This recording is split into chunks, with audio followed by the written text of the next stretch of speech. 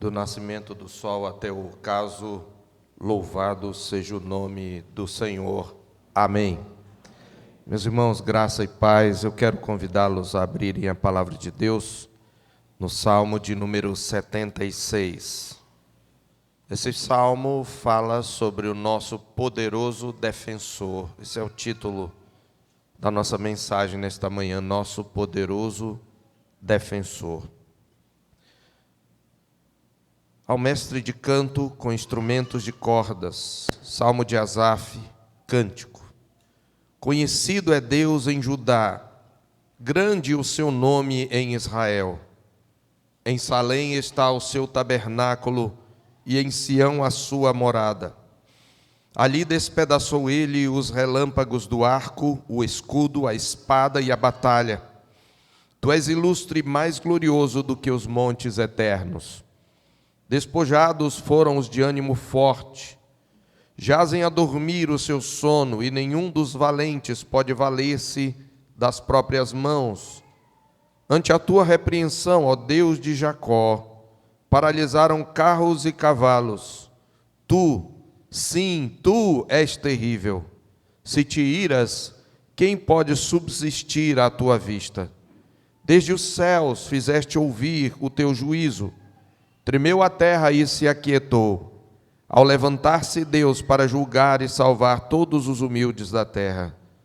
Pois até a ira humana há de louvar-te, e do resíduo das iras te cinges. Fazei votos e pagai-os ao Senhor, vosso Deus. Tragam presentes todos os que o rodeiam, àquele que deve ser temido. Ele quebranta o orgulho dos príncipes, é tremendo aos reis da terra. Amém. Oremos.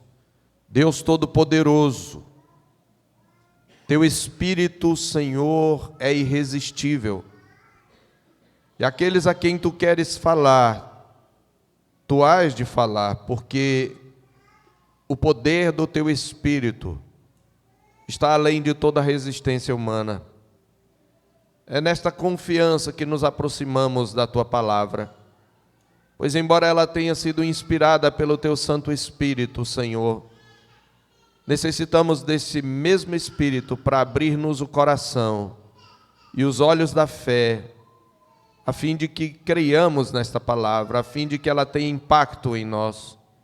Então pedimos que o Senhor haja com poder nesta manhã, falando ao nosso coração, consolando-nos, repreendendo nossa incredulidade, e ensinando-nos a permanecer firmes, mesmo quando sitiados pelo inimigo, Senhor.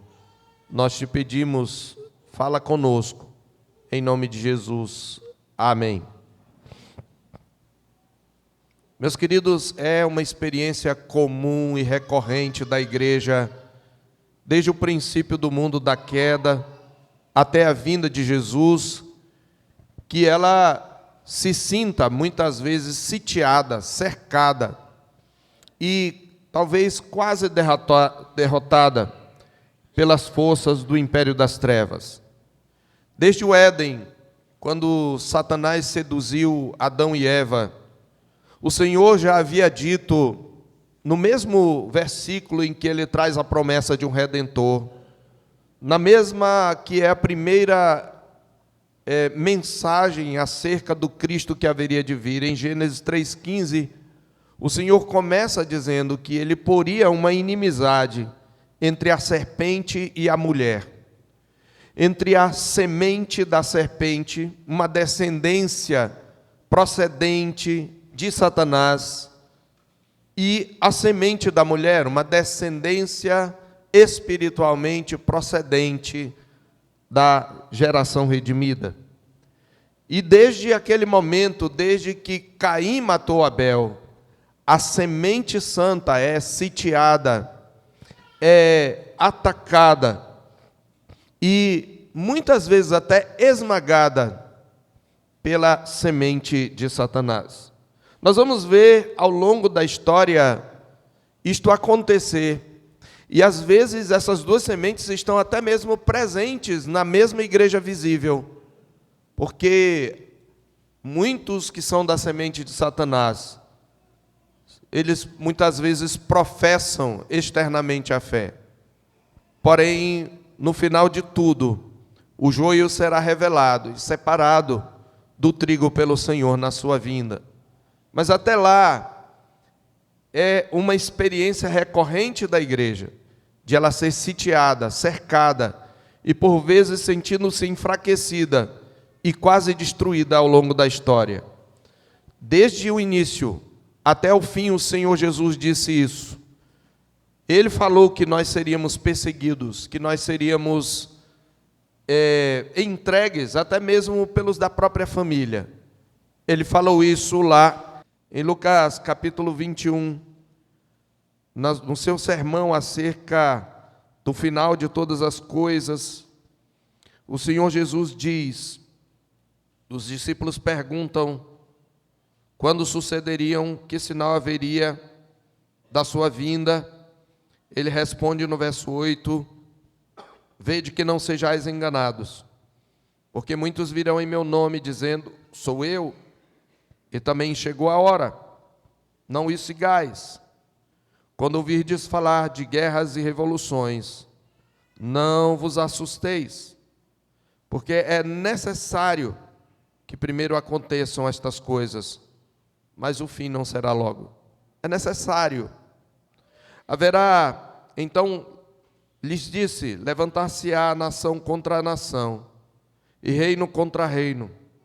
Haverá grandes terremotos, epidemias e fome em vários lugares, coisas espantosas e também grandes sinais dos céus, do céu.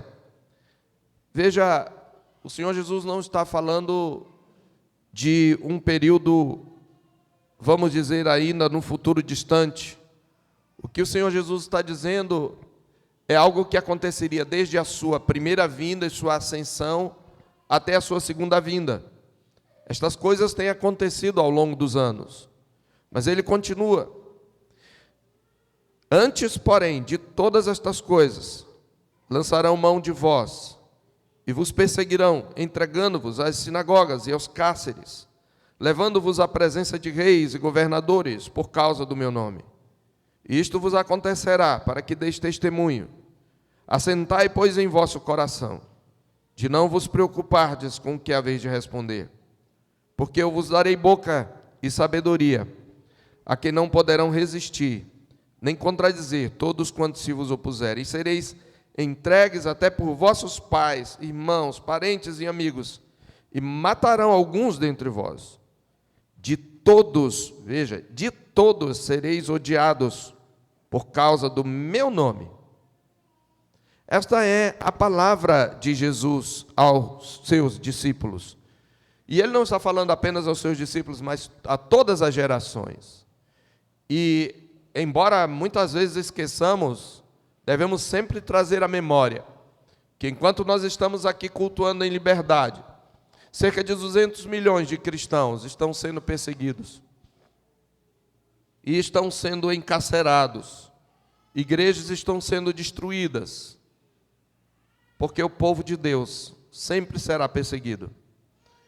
Agora, nós vivemos em um mundo que se apoia em forças visíveis, poder militar, influência política, estabilidade econômica, estratégias humanas, e somos tentados a pensar que o nosso socorro vem de alguma dessas forças.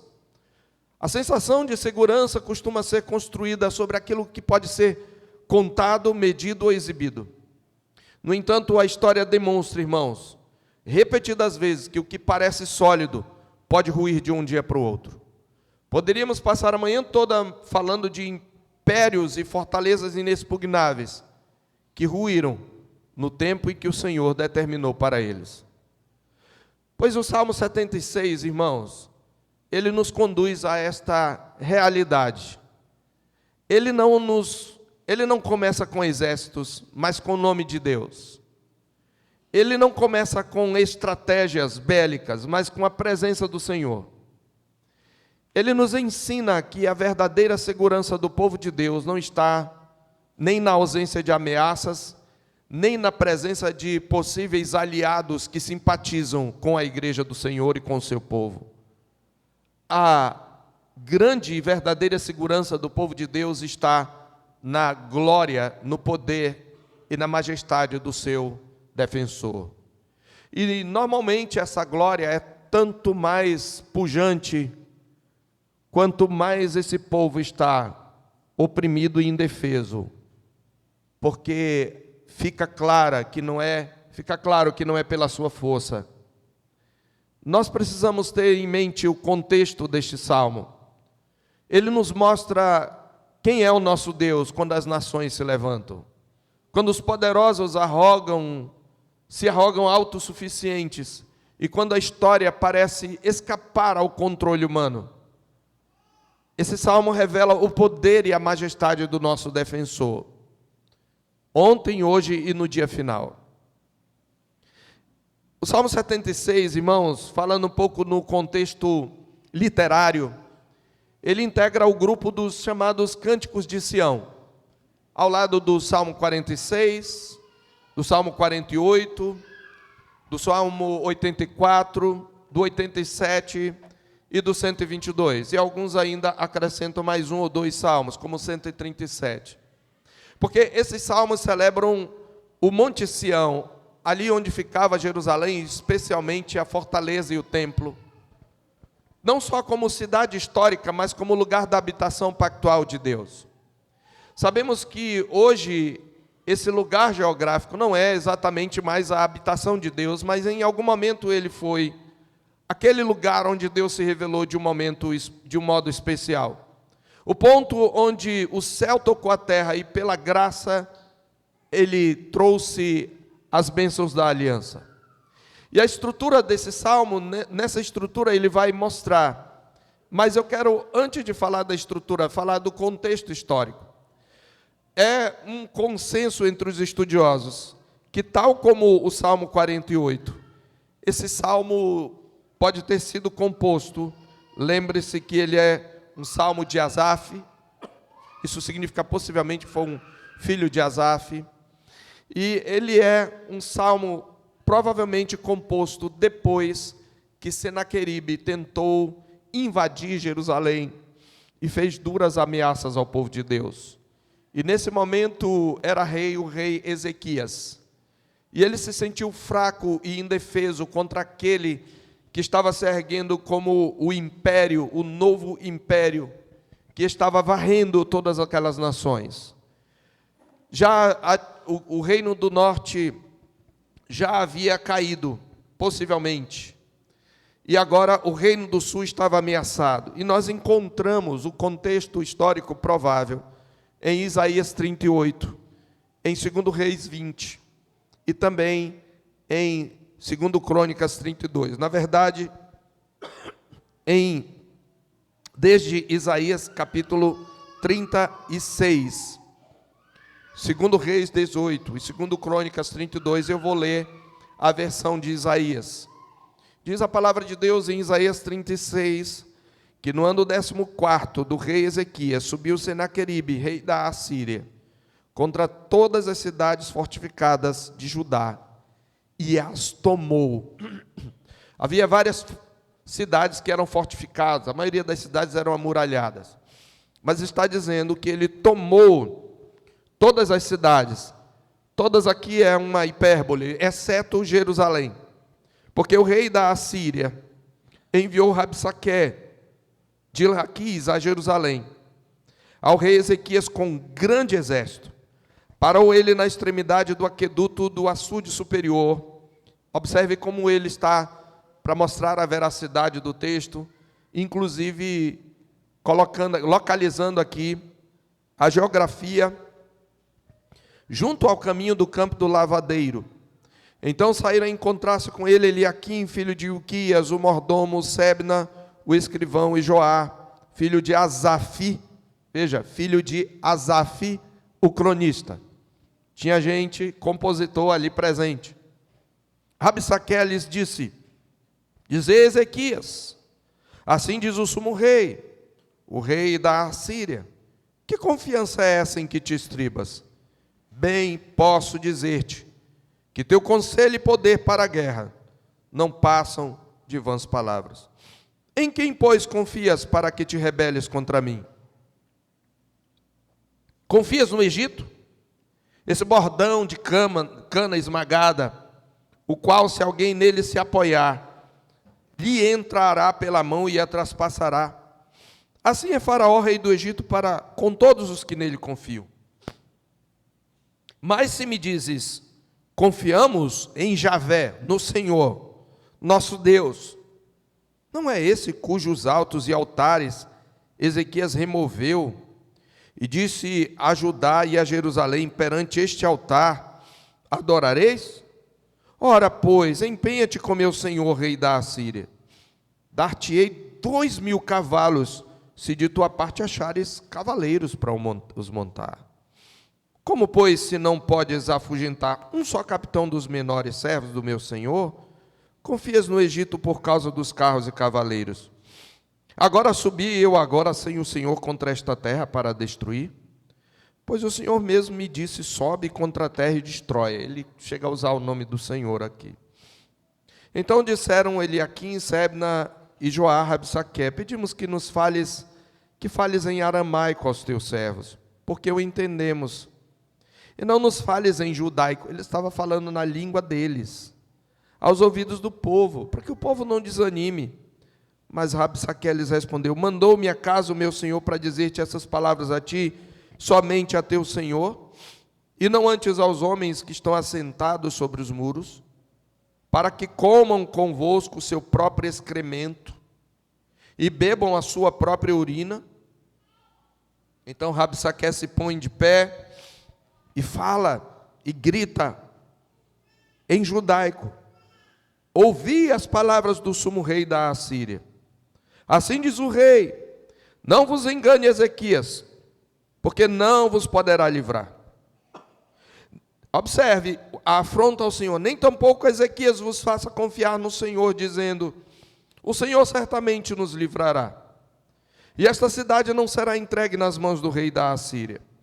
Não deis ouvidos a Ezequias, porque assim diz o rei da Assíria, fazei as pazes comigo, e vinde para mim, e comei cada um da sua própria vide, da sua própria figueira, e bebei cada um da água da sua própria cisterna, até que eu venha e vos leve para uma terra como a vossa, terra de cereal e de vinho, terra de pão e de vinhas.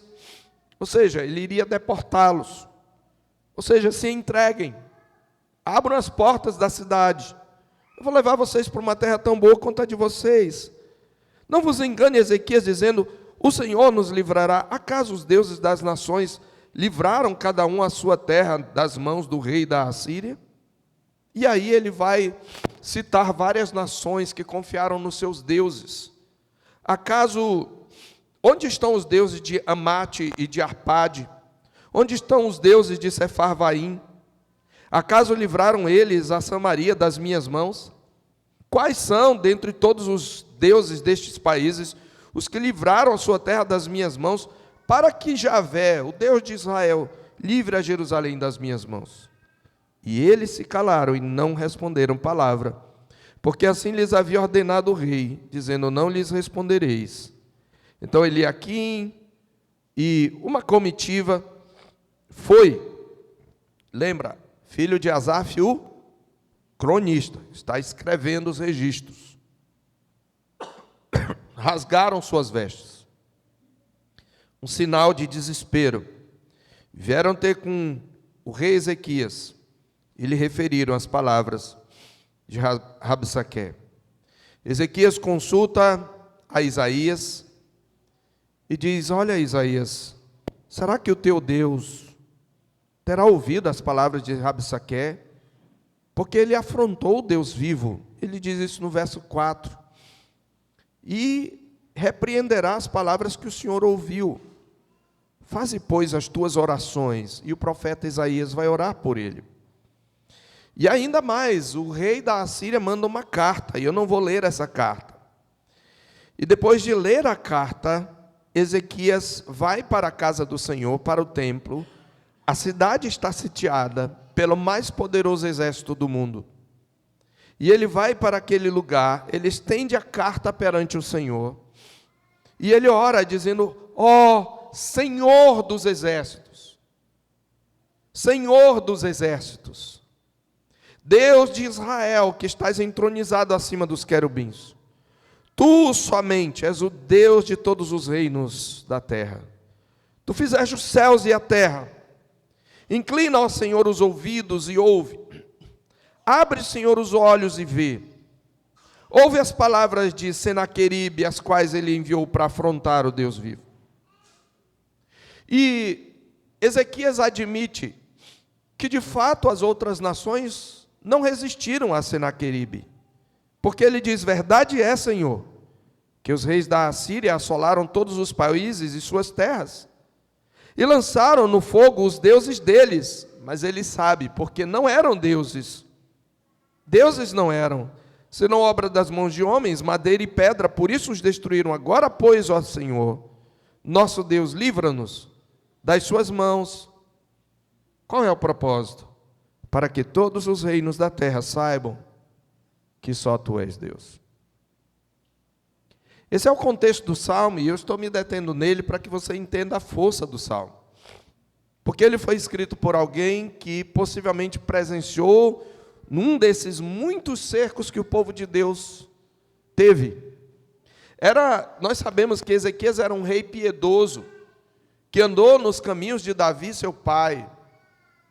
Um homem crente, que inclusive promoveu uma reforma religiosa, porque o seu pai, Acaz, era um homem ímpio, e colocou ídolos no templo, e ele tirou, ele limpou, ele santificou o templo.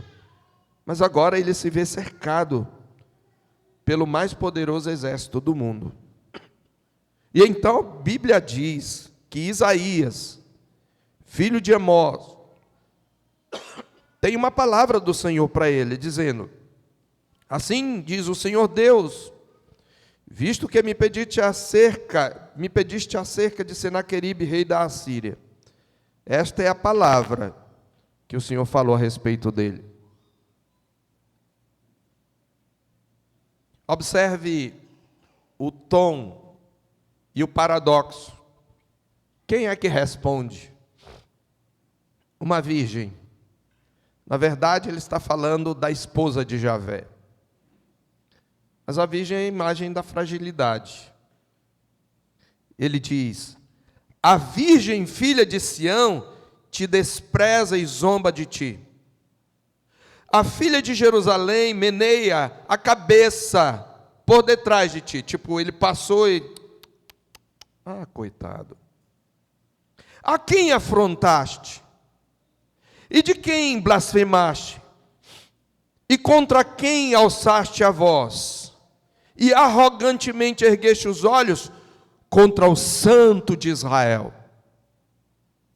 Por meio dos teus servos afrontaste o Senhor e disseste: com a multidão dos meus carros subi ao cimo dos montes, ao mais interior do Líbano, deitarei abaixo os seus altos cedros e os ciprestes escolhidos, chegarei ao seu mais alto cimo e ao seu denso e fértil pomar. Cavei, isso é o que o rei da Assíria dizia, cavei e bebi as águas, e com a planta de meus pés sequei todos os rios do Egito. Obviamente é uma linguagem poética aqui. O Senhor responde: acaso não ouviste que eu é que fiz isso? Eu é que te dei esse poder para executar juízo contra essas nações? Ele diz: não ouviste que já muito dispus eu estas coisas? Já desde os dias remotos o tinha planejado. Agora, porém, as faço executar, e eu quis que tu reduzisses a montões de ruínas as cidades fortificadas. Por isso os seus moradores, debilitados, andaram cheios de temor e envergonhados, tornaram-se como a erva do campo e a erva verde, e o capim dos telhados e o cereal queimado antes do amadurecer. Mas não te enganes, essa força não vem de ti. Sim, Deus usa reinos para remover outros reinos, Ele usa-os para trazer juízo, Ele levanta a espada de um contra outro, e quando o seu povo quebra a aliança, Ele faz isso até contra o seu povo. É Ele quem remove reis e estabelece reis, é isso que Ele está dizendo. E veja, Ele diz ainda: mas eu conheço o teu assentar e o teu sair, e o teu entrar e o teu furor contra mim. por causa do teu furor contra mim, porque a tua arrogância subiu até os meus ouvidos. Veja o que eu vou fazer. E Deus usa uma figura daquele pescador, ou daquele que pega o boi e coloca aquela argola no nariz, ou qualquer outra fera.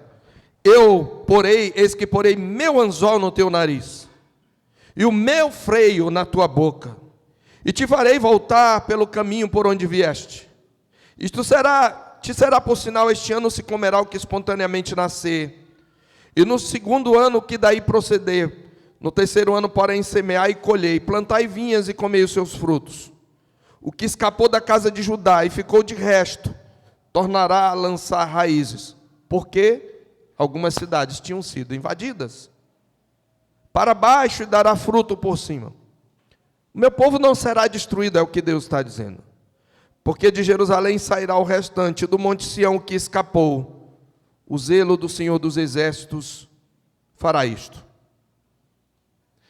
E ele diz ainda: pelo que assim diz o Senhor acerca do rei da Assíria, pelo menos naquele momento, não entrará nesta cidade, nem lançará nela flecha alguma, não virá perante ela com escudo, nem há de levantar tranqueiras contra ela.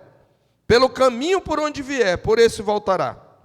Mas nesta cidade não entrará, diz o Senhor. Porque eu defenderei esta cidade, para a livrar, por amor de mim e por amor do meu servo Davi. Deus disse: eu sou o defensor, e agora você só entra quando eu quero. Agora eu não quero, você não vai entrar. É nesse contexto que o Salmo 76 vai mostrar, irmãos, como Deus nos defende. E a estrutura desse salmo, ela é progressiva. Ele se desenvolve, voltando, deixa marcado aí em Isaías, a gente ainda vai voltar para lá. Ele se desenvolve em 4 movimentos. Primeiro, versos 1 a 3. Ele mostra que o Senhor defende o seu frágil povo. O Senhor defende o seu frágil povo. Segundo, dos versos 4 a 6, nós vamos ver que o Senhor despoja os seus poderosos inimigos. Eu espero que você perceba o paradoxo aqui. O Senhor defende o seu frágil, fraco, indefeso, incapaz povo, o povo da sua aliança. E o Senhor despoja, desarma os seus poderosos inimigos.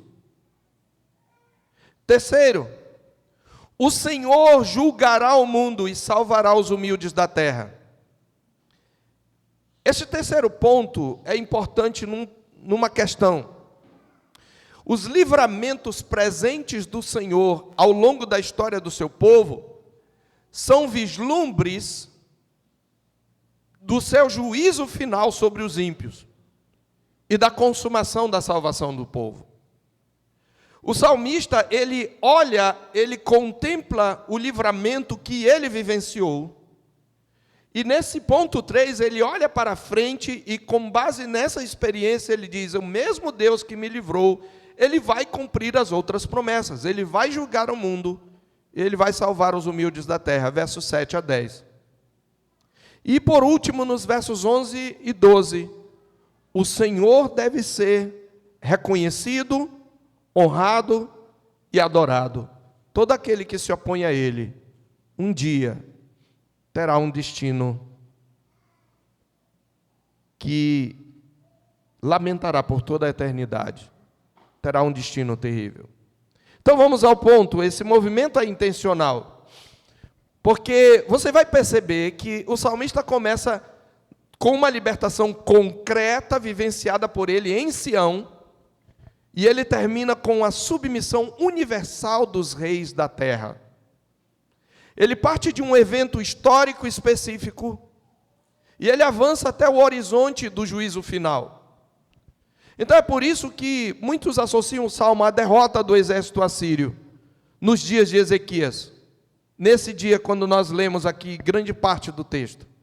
Porque ele faz uma descrição aqui, que pode ser claramente retratada. E se não foi esse o momento histórico, certamente foi um momento como esse. Ele pode ser tomado como exemplo.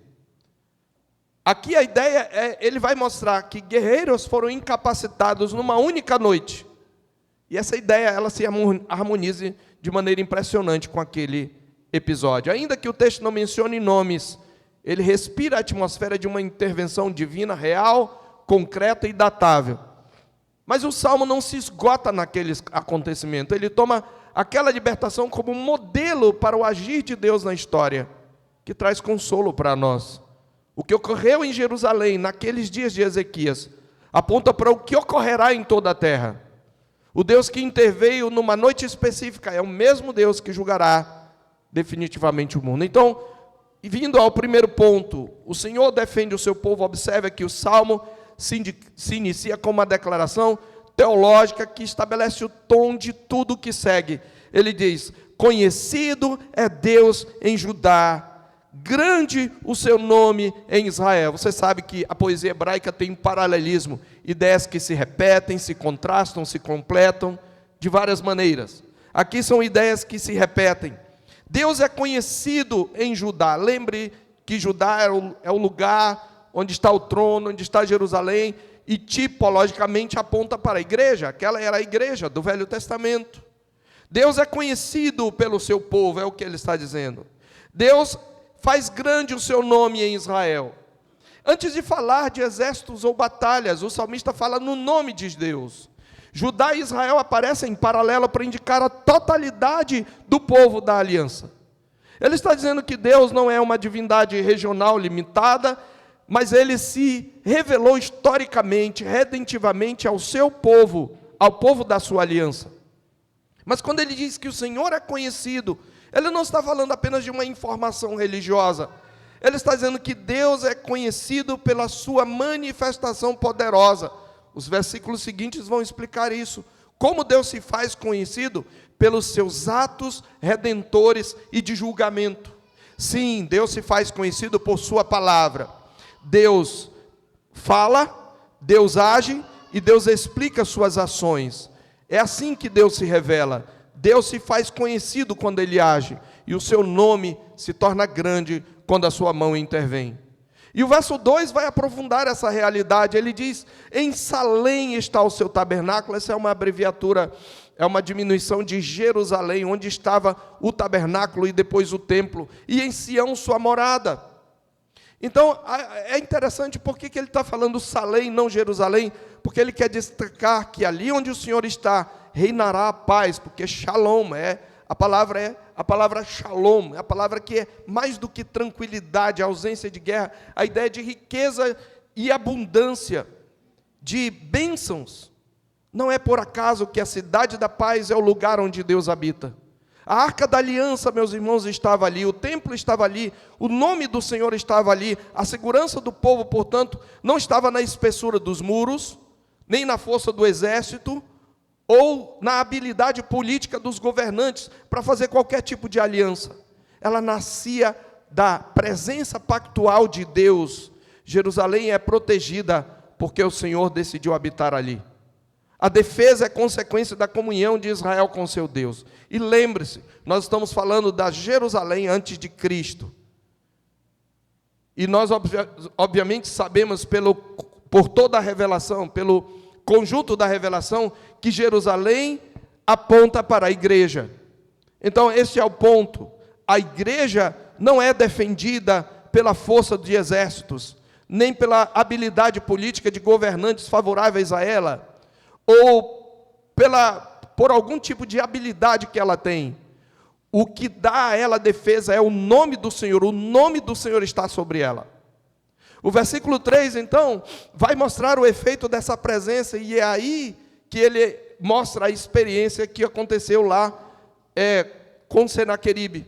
Ele diz: ali em Jerusalém, o Senhor despedaçou os relâmpagos do arco, o escudo, a espada e a batalha.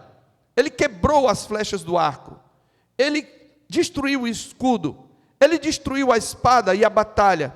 Ele está mostrando um guerreiro poderoso despojando outro guerreiro.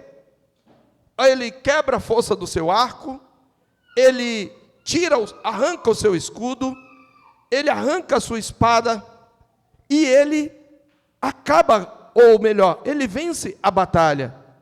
Esse é o ponto que ele está colocando aqui. O texto não diz, veja que Israel derrotou seus inimigos. Em alguns momentos, Deus usou a força dos exércitos de Israel para derrotar outras nações. Deus usou Davi, Deus usou até mesmo Saul. Deus usou os juízes.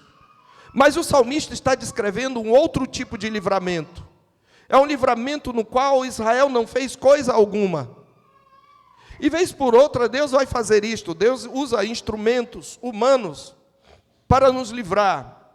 Mas há outros momentos em que nós nos sentimos indefesos e nós nada podemos fazer, estamos manietados, e Deus age e nós só assistimos. Foi isso que aconteceu aqui. Israel não derrotou seus inimigos, Deus quebrou as armas. E a enumeração que ele faz é uma figura de linguagem, é um efeito poético que é abrangente e que traz a ideia de um efeito cumulativo, expressando o tamanho da derrota. Todo o aparato militar, peça por peça, é desfeito. Esse é o efeito do verso 3. O Senhor, portanto, neutraliza o poder hostil. E aí nós temos que ver como isto aconteceu no contexto lá de Isaías. Volte para lá, por favor. Isto de fato aconteceu. Nós cremos na historicidade de todos os fatos narrados na Bíblia. Nós cremos nisso, que eles de fato aconteceram. Observe o verso 36. O que vai acontecer? Então, eles estavam acampados, Israel estava ali acuado, ou Judá estava acuado. Então saiu o anjo do Senhor e feriu no arraial dos assírios a 185.000. E quando se levantaram os restantes pela manhã, eis que todos eles eram cadáveres. Retirou-se, pois, Senaqueribe, rei da Assíria, e se foi, voltou, e ficou onde? Em Nínive. Nínive era uma fortaleza inexpugnável. Mas Deus havia dito, eu vou pôr o meu anzol no teu nariz. Então primeiro matou grande parte do exército e deixou só sobreviventes para verem os cadáveres. E Senaqueribe voltou para a sua terra. Lá naquela fortaleza inexpugnável, olha o que aconteceu, verso 38. Sucedeu que, estando ele a adorar na casa de Nisroque, veja a ironia, ele afrontou o Senhor, ele disse, o Senhor é aquele que tu colocaste altares e disseste, aqui adorareis, é esse o Senhor? Agora ele está na casa do seu Deus. E diz a Bíblia, que na casa de Nisroque, o seu Deus, Adramaleque e Sarezé, quem? Seus filhos o feriram a espada e fugiram para a terra de Ararate, e Esar-Adom, seu filho, reinou em seu lugar. Seus filhos o mataram. Este foi o destino de Senaqueribe. O reino da Assíria continuou, porque assim o Senhor Deus o quis. Mas a profecia se cumpriu, e Deus queria provar, eu defendo Israel. Quantas armas Israel empunhou? Nenhuma.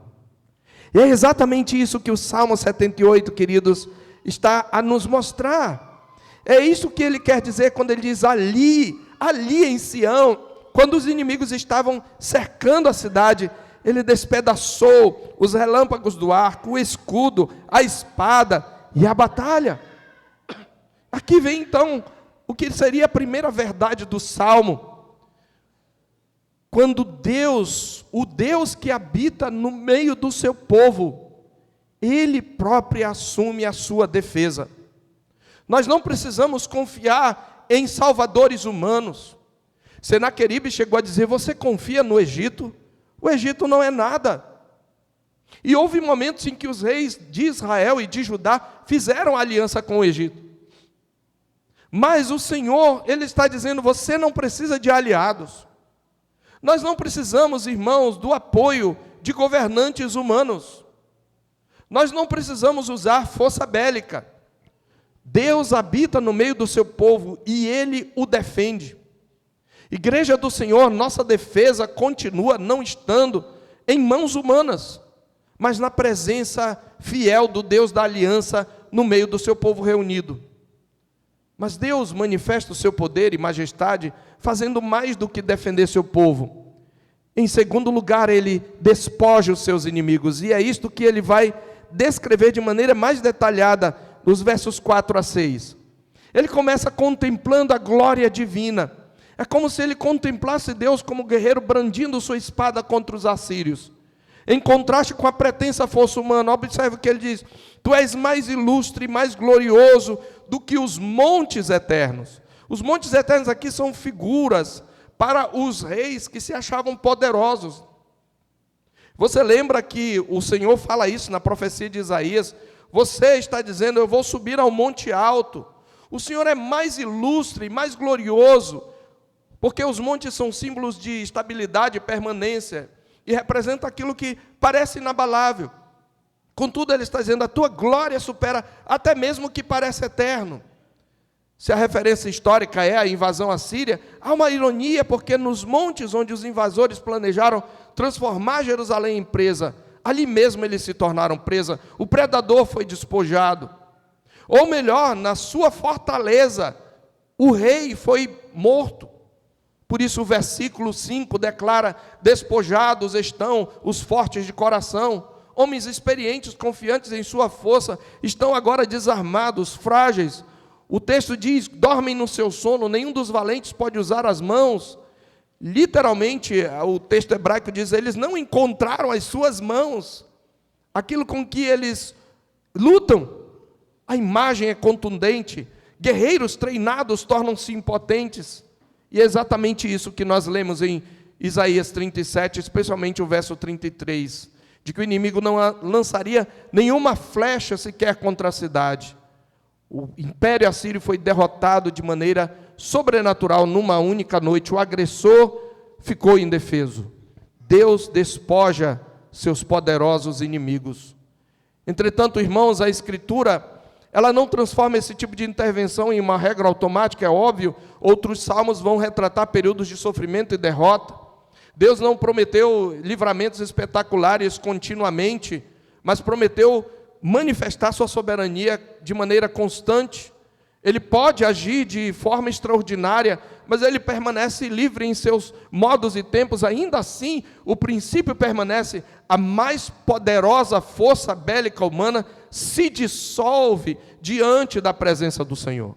Quando Ele se levanta, até os mais poderosos se tornam incapazes. Irmãos, isso nos chama, primeiro, a humildade, e segundo, a confiança. Não devemos confiar na força do braço, mas no Senhor, que pode em um momento desfazer o que parecia invencível. O poder e a majestade do Deus revelado em Sião, eles não estão circunscritos, no entanto, a Jerusalém, eles irradiam dali por toda a terra. É por isso que, a partir do verso 7, nós temos o terceiro ponto da nossa mensagem. Depois de contemplar o Senhor despojando os inimigos e exaltar a glória e o poder desse Deus, Ele agora fala de algo mais amplo. Veja o versículo 7. Tu, sim, tu és terrível. Se te iras, quem pode subsistir à tua vista? Desde os céus fizeste ouvir o teu juízo. Agora não é mais apenas Judá e Sião que conhecem o poder desse guerreiro. Tremeu a terra e se aquietou, ao levantar-se Deus para julgar e salvar todos os humildes da terra. Não é mais em Sião. Então, em terceiro lugar, ele mostra que o Senhor, esse que é defensor do seu povo, Ele julga o mundo e salva os humildes da terra. Essa é a ideia. Onde há povo dele, porque os humildes aqui são aqueles que se dobraram ao seu senhorio. Ele os salva. É isso que ele está dizendo. Ele usa aqui o presente e o passado, mas ele está descrevendo o futuro. A partir do verso 7, você deve perceber que o cenário se amplia. Nós não estamos mais diante de Jerusalém cercada, mas diante do mundo inteiro, sob o olhar do justo juiz. Tu, sim, tu és terrível, se te iras, quem pode subsistir? A pergunta não admite exceções, irmãos. Diante da ira santa de Deus, nenhum poder humano permanece. Essa linguagem encontra eco na visão do juízo final, descrita em Apocalipse capítulo 6, versos 12 a 17, onde os homens clamam para serem escondidos da ira do Cordeiro, aquele que veio como Cordeiro, mas virá depois para julgar. Então este salmo está ultrapassando aquela experiência, e o salmista, ou o cronista, ele está olhando a partir daquela experiência e dizendo, as outras promessas que o Senhor fez vão se cumprir. O salmo ultrapassa então o passado e aponta para o fim. Por isso ele diz, desde os céus fizeste ouvir teu juízo. Ou seja, agora Deus está sendo visto como entronizado nos céus. O alcance da sua autoridade é universal. A terra toda tremeu e se aquietou. Veja que há um tremor inicial e depois um silêncio reverente. O mundo inteiro é reduzido ao silêncio diante do juiz. Essa visão do salmista, queridos, é profética. Ele está olhando para a consumação, ele está vendo o Deus que nos livrou nesse passado recente, é o mesmo que vai cumprir a promessa de novos céus e nova terra. Sim, porque o mesmo livro de Isaías traz a promessa de novos céus e nova terra. Por isso o versículo 9 revela o propósito. Quando Deus se levantar para julgar, para salvar todos os humildes da terra. O mundo inteiro é reduzido ao silêncio diante do juiz. Ele vai julgar, mas ele também vai salvar. Deus se levanta contra os soberbos para proteger os mansos. E humildes, de novo, são aqueles que entregam sua causa a esse verdadeiro Deus. Que não revidam com violência, mas esperam no Senhor. A justiça divina é uma justiça redentiva, irmãos. O pequeno rei, descrito no início do Salmo, jamais foi o limite do propósito de Deus. Era apenas o início. O alvo sempre foi alcançar os humildes da terra inteira. E aqui se abre uma perspectiva missionária. O Deus de Sião é o Deus de todas as nações. Por isso que o versículo 10 vai aprofundar ainda mais essa ideia da soberania. Ele diz, pois até a ira humana há de louvar-te. O que isso quer dizer? A ira humana não escapa ao controle divino. A ira de Senaqueribe se levantou sob a permissão de Deus apenas para que Deus manifestasse a sua glória e o seu poder sobre Senaqueribe. Não foi isso que ele disse de Faraó, você lembra? Quando Faraó não queria deixar ir o Egito, ele disse, para isso eu te levantei, para mostrar em ti a minha glória, para mostrar em ti o meu poder. Deus não apenas limita a fúria dos homens, ele a transforma em instrumento da sua própria glória. Ele se cinge com o restante da ira, como um guerreiro se veste para a batalha. Então a imagem lembra exatamente Isaías 59, 17, onde o Senhor se reveste para executar justiça. Nada foge, irmãos, à providência divina. Mesmo a oposição mais intensa acaba servindo ao propósito soberano de Deus. Irmãos, isso nos consola e nos responsabiliza. Consola-nos por saber que a história não está fora de controle. A história não está fora de controle. E também nos chama a permanecer entre os que confiam no Senhor, e não entre os soberbos que resistem. Então, em último lugar, por todas essas manifestações do poder de Deus, o salmista convida a que todos, não só o povo de Deus, mas todas as nações, deem a ele a devida honra. Aqui é uma advertência e é uma convocação. O Senhor deve ser honrado, versos 11 e 12. Fazei votos e pagai-os ao Senhor vosso Deus.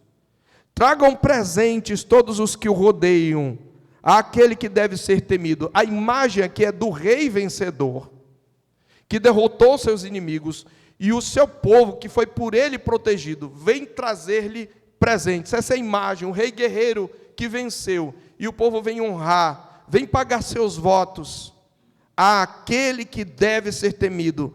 Ele quebranta o orgulho dos príncipes, é tremendo ao rei da terra. O povo da aliança é chamado a responder ao livramento com uma ação de graças. Gratidão que não se traduz em compromisso. Ela é vazia. Há um compromisso de servir esse rei.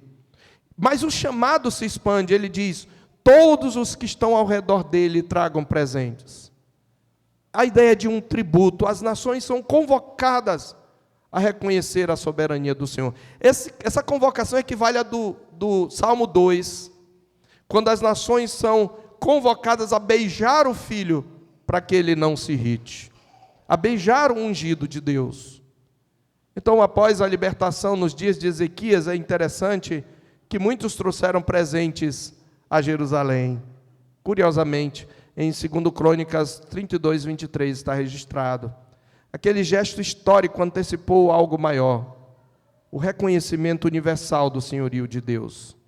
Ele quebranta o espírito dos príncipes. Somente duas alternativas são colocadas aqui, irmãos. Ou os homens se rendem, os governantes se rendem voluntariamente, ou eles serão quebrantados, porque o Deus que defendeu Sião é o mesmo que julga as nações. Pois o Senhor que defendeu, nós somos chamados a honrá-lo com obediência sincera. E aos que não reconhecem o seu senhorio, esse salmo anuncia uma realidade inescapável. Mais cedo ou mais tarde, todo espírito altivo será quebrantado diante do rei. Irmãos, eu quero concluir. Nós sabemos que quando o salmo afirma que o Senhor despoja os seus inimigos, ainda que esteja olhando para uma circunstância histórica, quando ele despoja os seus inimigos e neutraliza o poder, nós temos aqui um eco direto na cruz. A mais tremenda das vitórias foi quando Deus se fez carne, habitou entre nós. E a palavra de Deus descreve essa vitória como algo que foi conquistado na cruz. Em Colossenses 2, verso 15, nós lemos que Cristo despojou os principados e potestades e publicamente os expôs ao desprezo, triunfando deles na cruz. Ao morrer na cruz e pagar a dívida do seu povo, Cristo destruiu aquele que tem o poder da morte. Ali o verdadeiro inimigo que está por trás de todos os reinos do mundo foi desarmado. O Salmo declara que Deus faz a ira do homem redundar em seu louvor. Isso se cumpriu de forma suprema no Calvário, pois, segundo Atos dos Apóstolos 2:23, Jesus foi entregue pelo determinado desígnio e presciência de Deus. Ele recebeu o cálice da ira de Deus em nosso lugar. E a maior explosão da injustiça na história foi o maior instrumento de manifestação da glória divina, quando Cristo foi crucificado. O texto também afirmou que Deus se levanta para julgar e salvar os humildes. E lá em Hebreus 2, 14 e 15, vemos que Cristo, por meio da morte, destruiu aquele que tem o poder da morte, a saber, o diabo, e libertou os que estavam sujeitos à escravidão do medo. O juiz também é o Salvador. Mas também quando o Salmo pergunta quem pode subsistir a esse guerreiro, essa pergunta ressoa, irmãos, na visão do juízo descrito em Apocalipse. E dessa vez eu quero ler o capítulo 6, de 12 a 17. Vi quando o Cordeiro abriu o sexto selo, e sobreveio grande terremoto, o sol se tornou negro como saco de crina, a lua toda como sangue, as estrelas do céu caíram pela terra, como a figueira quando abalada por vento forte deixa cair os seus figos verdes, e o céu recolheu-se como um pergaminho quando se enrola. Então todos os montes e ilhas foram movidos do seu lugar. Ele está vendo o futuro, a consumação na vinda de Cristo. Os reis da terra, os grandes, os comandantes, os ricos, os poderosos, todo escravo e todo livre, não tem distinção de classe, todo aquele que o rejeitou, seja escravo, seja livre, todos eles se esconderam nas cavernas e nos penhascos dos montes, e disseram aos montes e aos rochedos: caí sobre nós e escondei-nos da face daquele que se assenta no trono e da ira do Cordeiro, porque chegou o grande dia da ira deles, e quem é que pode suster-se? Aquele que veio humilhado, que foi crucificado, virá como rei guerreiro, vencedor, poderoso, Rei dos reis e Senhor dos senhores. Irmãos, o defensor de Sião, o defensor da igreja é o Cristo vitorioso. A libertação histórica de Jerusalém apontava para a vitória decisiva na cruz e para o juízo final. Jesus prometeu: eu voltarei, e nós devemos crer. É por isso que o salmo começa em Jerusalém e termina diante dos reis da terra. Começa com a defesa histórica de um povo cercado e termina com a submissão universal ao rei soberano. Porque o poder de Deus é universal, é eterno. É Ele que defende o seu povo, despoja os inimigos, julga com justiça e exige honra. Isso nos traz alguns princípios que nós devemos, e agora de forma bem breve, com os quais devemos concluir. Irmãos, isso precisa ser repetido porque vez por outra nós esquecemos, principalmente em ano político. Nossa segurança está na presença de Deus e não nas estruturas humanas. Nossa segurança está na presença de Deus e não nas estruturas humanas. A igreja não deve pôr sua confiança em recursos, influência ou proteção política. Deus é quem nos defende. E a igreja nunca foi destruída. Segundo, devemos cultivar humildade diante do poder soberano do Senhor. Se até os fortes de coração se tornam impotentes quando Deus se levanta, quanto mais nós devemos andar em reverência. E aqui para você que ainda não tem Cristo como Senhor. Um dia Ele virá para julgar, ou um dia você partirá para estar junto dEle. Você está preparado para estar frente a frente com Ele? Se Ele não for o teu Senhor, você o encontrará como seu inimigo. E você verá quão amargo é não se submeter ao seu senhorio. Terceiro, devemos confiar na providência divina, mesmo em tempos de aparente descontrole. Irmãos, o descontrole é só aparente. A ira humana, a prepotência humana não frustra o plano de Deus. Crises políticas, perseguições e injustiças não escapam à sua soberania. Só naquele dia, quando tudo estiver terminado, nós vamos ver que nada escapa ao seu controle, que Ele não deixará de punir nenhum só pecado.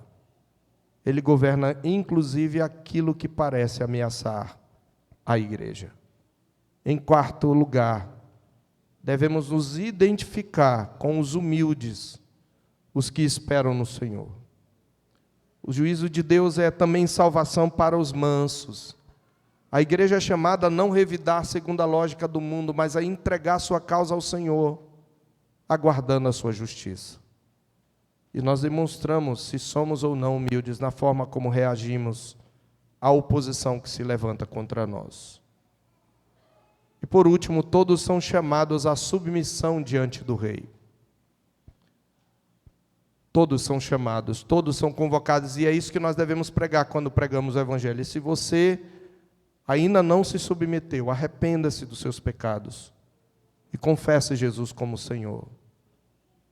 Porque só tem duas alternativas conforme o Salmo. Ou você se rende voluntariamente, ou você enfrentará o quebrantamento no dia do juízo. O Rei já venceu na cruz, irmãos, e Ele retornará em glória. O poder e a majestade do nosso defensor são realidade presente e certeza futura. Vamos orar. Louvamos o Teu nome, ó Deus, pela Tua palavra, que nos relembra quem é o nosso poderoso defensor. São inúmeras, Senhor, as vezes em que nos esquecemos isto. Até mesmo nos conflitos menores, queremos usar nossa própria força, somos dominados pela nossa própria ira, quando deveríamos confiar no Senhor.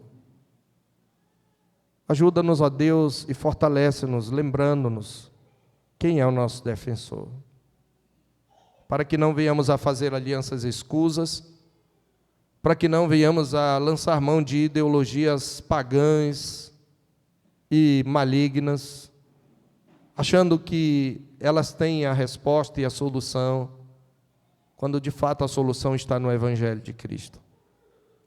Ajuda-nos, ó Deus, como Teu povo, a lutarmos com as armas que são não as armas carnais, mas as armas que são poderosas em Deus para destruir fortalezas, sobretudo com o Evangelho vivido e pregado. Nós te pedimos em nome de Jesus, e que a graça do nosso Senhor e Salvador Jesus Cristo, o amor sacrificial de Deus e a comunhão consoladora do Espírito seja conosco e com todo o povo de Deus agora e para sempre. Amém.